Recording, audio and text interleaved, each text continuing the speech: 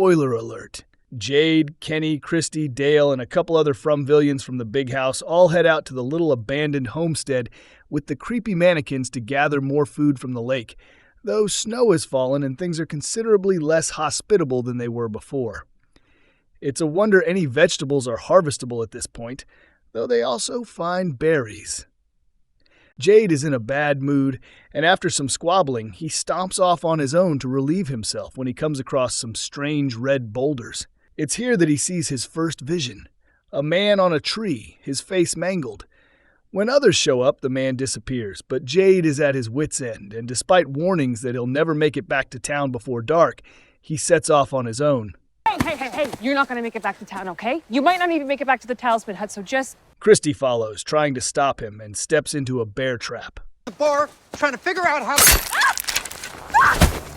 Welcome to Movie Spy. As darkness looms, the rest of the group scrambles to get her free. Jade and the always unpleasant Dale rush back to the mannequins, which were built with a combination of wood and metal bars. They grab the ladder and are able to free Kristi, though her ankle has seen better days. As they work to reset her foot, Jade's vision reappears, gruesomely, only vanishing again when Kristi tells him to focus. They rush her back to the homestead to take shelter for the night. Meanwhile, perhaps the most dread-inducing storyline of Season 3 revolves around Fatima and her ill-fated pregnancy. We've already learned that she can't keep normal food down and has resorted to eating ravenously the rotten crops that have now been piled up outside the big house. She does this in an almost feral manner, and while she doesn't want to be seen, it's as if her hunger outweighs her need for secrecy. Tilly, who I still find unsettling, spots her and tries to talk to her about the oddities of pregnancy. She also offers a tarot card reading, which Fatima at first rebukes. When Tilly reassures her that it's not a game but something that's helped her in life, she relents, and the two sit down. But just as they're about to begin the reading, a crow flies into the window. They're startled, but continue to start the reading when suddenly another crow smashes through the window and begins to fly around the house, bloodied and cawing. It's honestly terrifying, as though the evil presence that rules the town was genuinely afraid of what they might discover in the cards. Will they return to this, or have they been too unsettled to continue? What will the cards tell old Tilly about Fatima's baby? And is it even a baby inside her? I think it's clear that something is very, very wrong. In Maine, Tabitha has convinced Henry she's telling the truth. She's studied all the paintings and still hasn't found anything helpful. Henry tells her about the bottle tree, and shockingly enough, his wife had hung bottles from the tree in their yard, just like the faraway tree she entered to get to the lighthouse. But this isn't the original tree, he tells her. Victor's mother did another one first, back in town. So they hop in the car and head to the park.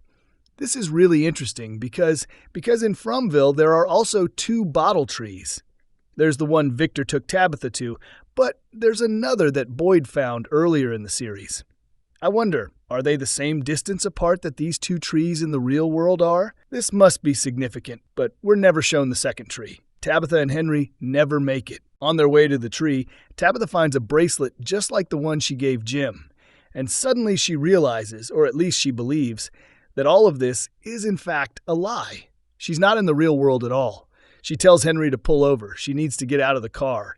She's panicking. But Henry isn't willing to just give up after everything she's told him, and he pulls the car out into the street without looking. A car crashes into theirs, and the next thing Tabitha knows, she's in an ambulance. Henry is unconscious next to her, and this is when things go from bad to worse. The ambulance has 2 medics and a police officer, and none of them will let her go. They've been looking for the mysterious woman who just walked out of the hospital the day before, and they're understandably worried that she isn't well. And then they come to a tree in the road. Tabitha looks on with horror. Elsewhere, we have Boyd trying to come up with a plan. He wants to catch one of the monsters, and he goes to Randall's bus and offers to switch places for the night. Not everyone is on board with this plan, but Boyd is tired of just waiting around. The creatures have changed. Things are getting worse, but there's nothing worse than just sitting around waiting for the next horror. I'm genuinely enjoying this season a lot more than Season 2.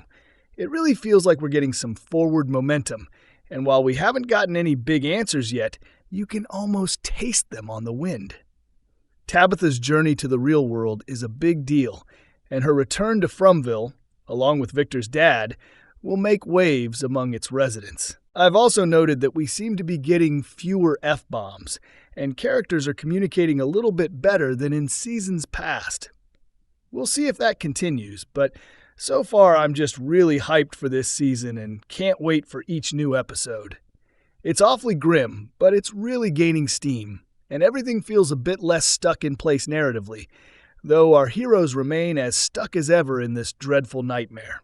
Also, isn't Jade great? I just hope he and Boyd and Victor and Tabitha and all the characters with real insights into different aspects of this mystery can come together and share information. It seems like this is happening more now than ever, but it definitely feels like Jade is wasted on a food run when he ought to be working with Boyd and Jim and the others on a plan. We also have Victor digging up an old suitcase and showing up at Sarah's with it, telling her they need to build a fort.